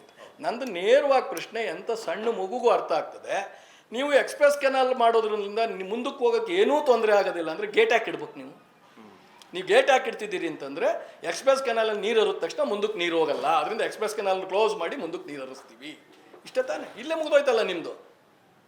ತಾಂತ್ರಿಕವಾಗಿ ಗೊತ್ತಾಗ್ಬಿಡ್ತದಲ್ಲ, ಕೆನಾಲ್ ಮಾಡೋದ್ರಿಂದ ಮುಂದಕ್ಕೆ ನೀರು ಹರಿಯಲ್ಲ ಅಂತ ನೀವೇ ಹೇಳಿದಿರಿ. ಅದಕ್ಕೆ ಗೇಟ್ ಸೊಲ್ಯೂಷನ್ ಏನು? ಗೇಟ್ ಇಡ್ತೀವಿ ಅಂತ ಹೇಳಿದಿರಿ. ಸೊ ಇನ್ನು ಕೊನೆಯದಾಗಿ ಏನು ಹೇಳ್ತೀರಾ ಸರ್ ನಮ್ಮ ಜಿಲ್ಲೆಯ ರೈತರಿಗೆ ಅಥವಾ ಮುಖಂಡರಿಗೆ ಅಥವಾ ರಾಜಕೀಯ ವ್ಯಕ್ತಿಗಳಿಗೆ ಏನು ಹೇಳ್ತೀರಾ? ನೋಡಿ, ಎಲ್ಲರಿಗೂ ನಮ್ಮಮ್ಮ ಬದುಕು. ನಾನು ಒಂದು ಮಾತನ್ನು ಹೇಳಲಿಕ್ಕೆ ಸ್ಪಷ್ಟವಾಗಿ ಹೇಳಲಿಕ್ಕೆ ಬಯಸ್ತೇನೆ. ನೀವು ಯಾರು ಸಮಾಜಕ್ಕೋಸ್ಕರನೂ ಹೋರಾಟ ಮಾಡಬೇಡಿ. ನಿಮ್ಮ ಅಕ್ಕಪಕ್ಕದ ಮನೆಯವ್ರ ಬದುಕಿಗೋಸ್ಕರ ಹೋರಾಟ ಮಾಡಿ, ನಿಮ್ಮ ಬದುಕಿಗೆ ಹೋರಾಟ ಮಾಡಿ, ನಿಮ್ಮ ಮಕ್ಕಳ ಭವಿಷ್ಯಕ್ಕೋಸ್ಕರ ಹೋರಾಟ ಮಾಡಿ. ಯಾಕೆಂದರೆ ಯಾರೋ ಹಿರಿಯರು ನೀರನ್ನ ಉಳಿಸೋಗಿದ್ದಕ್ಕೆ, ಯಾರೋ ಹೇಮಾವತಿ ಕೆನಾಲ್ನ ಅವತ್ತೆಲ್ಲ ವೈ.ಕೆ. ರಾಮಯ್ಯನವರು, ಭೈರಪ್ಪಾಜಿ ಗೌಡರು, ದೊಡ್ಡ ದೊಡ್ಡ ಉಚ್ಚಮಾಸ್ತಿ ಗೌಡರು, ಸಾಗನಹಳ್ಳಿ ರೇವಣ್ಣವರು, ಹಿರಿಯರೆಲ್ಲ ಅವತ್ತು ಹೋರಾಟ ಮಾಡಿದ್ದಕ್ಕಿಂತ ಈ ಜಿಲ್ಲೆಗೆ ನೀರು ಬಂದಿದೆ. ಇಲ್ಲಿಗೆ ನೀರು ಬರೋಕ್ಕೆ ಸಾಧ್ಯನೇ ಇಲ್ಲ ಅಂತ ಹೇಳಿ ಒಂದು ವರದಿ. ಯಾಕೆ ನಮ್ಮ ತಂದೆ ಹೇಮಾವತಿ ಇಂಜಿನಿಯರ್ ಇದ್ರು. ನಾನು ಚಿಕ್ಕ ಹುಡುಗರಿದ್ದಾಗ ಅವ್ರು ಸರ್ವೆ ಮಾಡೋರು. ಈ ಸರ್ವೆ ಮಾಡಿದಾಗೆಲ್ಲ ನಮ್ಮ ತಂದೆ GS ಪರಮಶಿವಯ್ಯನವ್ರನ್ನ ನಾವು ಈ ಸ್ಥಾನದಲ್ಲಿ ಜ್ಞಾಪಿಸ್ಕೋಬೇಕು. ಅವ್ರು AW ಇದ್ರು. ಅವರು ಆ ಬಾಗೂರು ನವಿಲೆ ಸುರಂಗನ ಕಟ್ ಮಾಡಿ 8 ಕಿಲೋಮೀಟರ್ ನೀವು ಟನಲ್ ಮಾಡಿದ್ರೆ ನೀರು ತಗೊಂಡು ಹೋಗ್ಬೋದು ಅಂತ ಪ್ರೂವ್ ಮಾಡಿ ಆ ಡ್ರಾಯಿಂಗ್ನ ಮಾಡಿದ್ರೆ GS ಪರಮಶಿವಯ್ಯನವರು ಮತ್ತು ಆ ತಂಡ ಇವತ್ತಿಲ್ಲಿ ನೀರು ಹರಿತಿರ್ಲಿಲ್ಲ. ಆ ಸಂದರ್ಭದಲ್ಲಿ ವೀರೇಂದ್ರ ಪಾಟೀಲು, ಬಾಳೆಕುಂದ್ರಿ ಇವರು ಎಲ್ಲ ಒಂದು ಡಿಸಿಷನ್ ತಗೊಂಡು ಅವತ್ತು ನೀರು ಹರಿಸೋಕ್ಕೆ ತುಂಬ ಜನ ಹಿರಿಯರು ಅವರು ಈ ಜಿಲ್ಲೆಯ ಜನರ ಬದುಕಿಗೋಸ್ಕರ ಒಂದು ಯೋಜನೆ ಮಾಡಿಕೊಟ್ಟಿದ್ದಾರೆ. ಈಗ ಕೆಲವರು ತಮ್ಮ ಸ್ವಾರ್ಥಕ್ಕೆ ಅದನ್ನು ತೊಂದರೆ ಕೊಡುವ ಪ್ರಯತ್ನ ಆಗ್ತಿದೆ. ಈಗ ಎಚ್ಚೆತ್ಕೊಂಡು ಯಾರೋ ಕೊಟ್ಟ ಒಂದು ಕೊಡುಗೆನ ನಾವು ಉಳಿಸ್ಕೊಂಡಲೇ ಹೋದರೆ ನಾವು ಮುಂದಿನ ತಲೆಮಾರಿಗೆ, ನನ್ನ ಮಕ್ಕಳಿಗೆ, ನಾನು ಇಡೀ ಸಮಾಜದ ಮಾತು ಆಡಲ್ಲ, ದಯಮಾಡಿ ನಿಮ್ಮ ಮಕ್ಕಳ ಭವಿಷ್ಯಕ್ಕೋಸ್ಕರ ಎಲ್ಲ ಜಾತಿ ಪಕ್ಷ ಹಾಗಾಗಿ ಹೋರಾಟ ಮಾಡಬೇಕು. ಇಲ್ಲಿ ಯಾವುದೇ ರಾಜಕಾರಣ ಏನು ಬೆರೆಸೋದು, ರಾಜಕಾರಣ ಚುನಾವಣೆ ಬಂದಾಗ ಮಾಡ್ಕೊಳ್ಳೋಣ ನಿಮಗೆ ಬೇಕಾದವ್ರಿಗೆ. ಬಟ್ ಇಲ್ಲಿ ಒಂದೇ ಮನಸ್ಸಿನಿಂದ ಯಾರು ರಾಜಕಾರಣ ಮಾತಾಡಬಾರ್ದು ಅನ್ನೋದು ನನ್ನ ವೈಯಕ್ತಿಕವಾಗಿ. ರಾಜಕಾರಣ ಮಾತಾಡ್ದಲ್ಲ ಇದನ್ನು ಹೋರಾಟ ಮಾಡಿದ್ರೆ ನಿಜವಾಗ್ಲೂ ಗೆಲುವು ನಮ್ದು, ಯಾಕಂದರೆ ನ್ಯಾಯ ನಮ್ಮ ಪರವಾಗಿದೆ. ಓಕೆ, ಇದುವರೆಗೂ ಕಾಡಶೆಟ್ಟಳ್ಳಿ ಸತೀಶ್ ಅವರು ರೈತರಾಗಿ ಹೇಮಾವತಿಯ ಇಂಚಿಂಚು ವಿಚಾರಗಳನ್ನ ನಮ್ಮ ಜೊತೆ ಹಂಚ್ಕೊಂಡಿದ್ದಾರೆ. ಈಗಾಗಲೇ ಹೈಕೋರ್ಟ್ನಲ್ಲಿ ನಾವು ಈಗಾಗಲೇ ರಿಟರ್ನ್ ಹಾಕಿದ್ದೇವೆ, ಈಗಾಗಲೇ ಅದು ಚರ್ಚೆ ಕೂಡ ಆಗ್ತಾ ಇದೆ. ನಾವು ಗೆಲ್ತೇವೆ ಅನ್ನುವಂತಹ ವಿಶ್ವಾಸವನ್ನು ಕೂಡ ವ್ಯಕ್ತಪಡಿಸ್ತಾ ಇದ್ದಾರೆ. ಮುಂದಿನ ದಿನದಲ್ಲಿ ಕಾನೂನು ಪ್ರಕಾರವೇ ನಾವು ಹೇಮಾವತಿ ಲಿಂಕ್ ಕೆನಾಲ್ ಅನ್ನ ತಡಿತೇವೆ, ನಮ್ಮ ನೀರನ್ನ ನಾವು ಉಳಿಸ್ತೇವೆ ಅನ್ನುವಂತಹ ಮಾತುಗಳನ್ನ ಆಡಿದ್ದಾರೆ. ನನ್ನ ಜೊತೆ ಚರ್ಚೆಯನ್ನ ಮಾಡಿದಂತಹ ಕಾಡಶೆಟ್ಟಳ್ಳಿ ಸತೀಶ್ ಅವರಿಗೆ ತುಂಬ ಹೃದಯದ ಧನ್ಯವಾದಗಳನ್ನ ಅರ್ಪಿಸ್ತಾರೆ ಸರ್. ಎಷ್ಟೋ ಹೆಣ್ಮಕ್ಳು ಹೇಳ್ತಾ ಇರ್ತೀರಾ, ಸರ್ ನಾನು PCOD ದಪ್ಪ ಆದೆ, ಸರ್ ನಾನು ಥೈರಾಯ್ಡಿಂದ ದಪ್ಪ ಆದೆ ಅಂತಿದ್ರಲ್ಲ. ಎರಡಕ್ಕೂ ಸಜೆಷನ್ನು ಅಂತಂದರೆ ನಮ್ಮ ಜೀನಿ ಸ್ಲಿಮ್ನ ಯೂಸ್ ಮಾಡಿ PCOD ಥೈರಾಯ್ಡ್ ಎರಡನ್ನೂ ಕಂಟ್ರೋಲ್ ಮಾಡ್ಕೊಳ್ಳಿ. ಚಾಲುಕ್ಯ ನ್ಯೂಸ್, ಜನರಿಗೋಸ್ಕರ.